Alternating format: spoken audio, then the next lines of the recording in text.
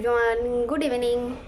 Welcome back to our channel Manoj lifestyle. তোমরা সবাই কেমন আছো? আশা করি অনেক ভালো আছো, আমরা খুব ভালো আছি। তো চলে আসলাম নতুন একটা ব্লগ ভিডিও নিয়ে। তো আজকের ভিডিওটা হলো আমাদের রায়গঞ্জে এক্সপো মেলা এসছে, তো আমরা সেখানে তো যেটা বলছিলাম, আমার বর এসে হঠাৎ করে দরজা খুলে দেয়, যার জন্য ওরকম ধাক্কা লাগে। তো মেলা এসছে, তো সেখানেই হচ্ছে আজকে আমরা যাব। আমি যাব, আমার সোনা যাবে, সোনার পাপা যাবে, সোনার মামা যাবে, আর সোনার দিদুন যাবে। আর সোনার দাদা যাবে না, কেননা বাড়িতে থাকতে হবে। তো যাই হোক, আমরা 5জন মিলে যাব সবাই মেলাতে। তো এখন বাজে সন্ধ্যা 6:30, 7টা বাজতে চললো। তো আমি তো রেডি হয়ে গেছি, দেখো কেমন লাগছে। আমি আমার বরের টি শার্ট পরে নিচ্ছি, কারণ আমার ড্রেস এখানে নাই, তো সেই জন্য। তো যাই হোক, তাহলে চলো যাওয়া যাক। আর সবাই এইটারই হচ্ছে, আমার তো হয়ে গেছে আগেই।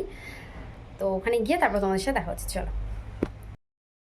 সো গাইস, আমরা মেলায় যাবো জন্য আমার বাবা আমাদের 3জনকে 300 রুপিস দিচ্ছে। এই যে এখানে ভাইয়ের আছে 100, আমার আছে 100, আমার বরের আছে 100।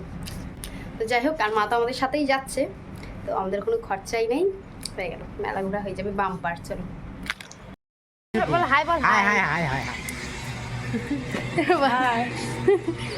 সো ফাইনালি বাড়ি থেকে তো সবাই বেরোয় পড়লাম। বেরোনোর পরে সাথে সাথে টোটো, তারপরে এই যে মেলায় চলে আসলাম। বাইরেটা কি সুন্দর লাগছে, কত দোকান, কত খেলনার জিনিস। আমি সামনেবার কিনবো, জানি না সামনেবার মেলা যেতে পারবো কি না আমার ছোট্ট বেবিকে নিয়ে। তো যাই হোক, অনেক কিছু দেখলাম, কিনতে ইচ্ছে হচ্ছিল, কিন্তু মা বলছে যে এখন কিছুই কেনা যাবে না। তো বলে কিছু কেনা যায় না, কেন কিছু কেনা যায় না? তোমরা যদি কেউ জেনে থাকো তাহলে কমেন্ট করে জানাবে কেমন। বড্ড যে কিছু কিনবো কিছু কিনবো, মানে এত কিউট কিউট বাচ্চাদের জিনিস।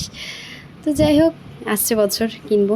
তো যাই হোক, এখানে সব মা আমরা সবাই ঘুরে ঘুরে দেখছিলাম যে কী নেওয়া যায়, বাচ্চাদেরই জিনিস এটা সেটা, মানে পুতুল টুতুল এইসব বেশি চোখে পড়ছিল। আর এখন আমরা বেশি চোখে ওগুলোই পড়ছে, কি বলবো। আর বাকি তো তেমন কিছু আমার মেলাতে পছন্দ হয়নি, জানি না কেন।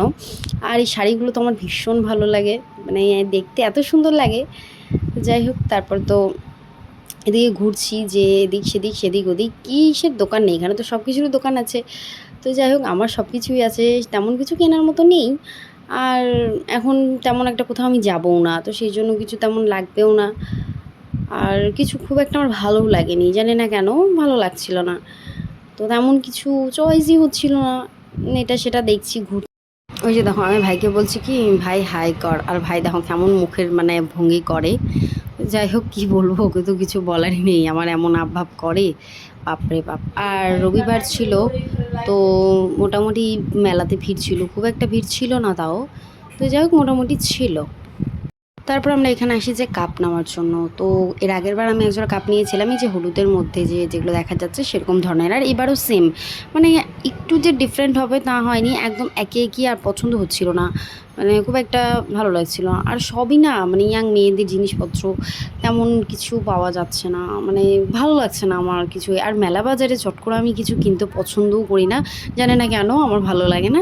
আমি টাউন থেকেই জিনিসপত্র কেনাকাটা করি, এই যে দেখাই সার, এর বেশি কিছু না। আর ঘুরতেই যাই, তো কাপগুলো ভালো লাগছিলো, যেগুলো আমার আছে সেগুলাই ওইখানে, তাছাড়া তেমন কোনো কাপ ভালো ছিল না, তো সেই জন্য আর কাপ নেওয়া হলো না।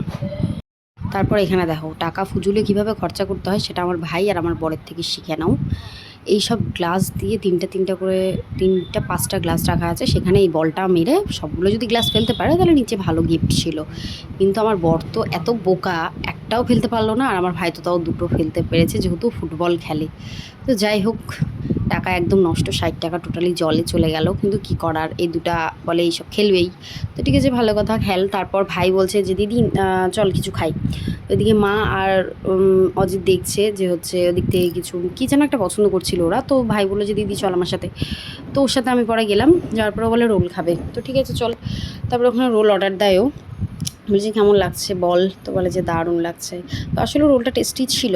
তারপর বলে আইসক্রিম খাবে, তো ঠিক আছে। তারপর আবার আইসক্রিম খেলো, তো আইসক্রিমটাও খুবই টেস্টি ছিল। আমাকে বললো খেতে, আমি বললাম না আমি খাবো না, আমার মানে গন্ধটাই কেমন যেন একটা সহ্য হচ্ছে না। আর খাওয়ার ওদিকে যাচ্ছে, গন্ধগুলোই খুব একটা ভালো লাগছে না। তারপরে এখান থেকে মা বললো গজা নেবে জামাইয়ের জন্য, কেননা জামাই মিষ্টি খেতে ভীষণ পছন্দ করে। তো যাই হোক, গজা টজা নিয়ে তারপরে হাজিতে গিয়ে হাজি থেকে বিরিয়ানি নেওয়া হলো।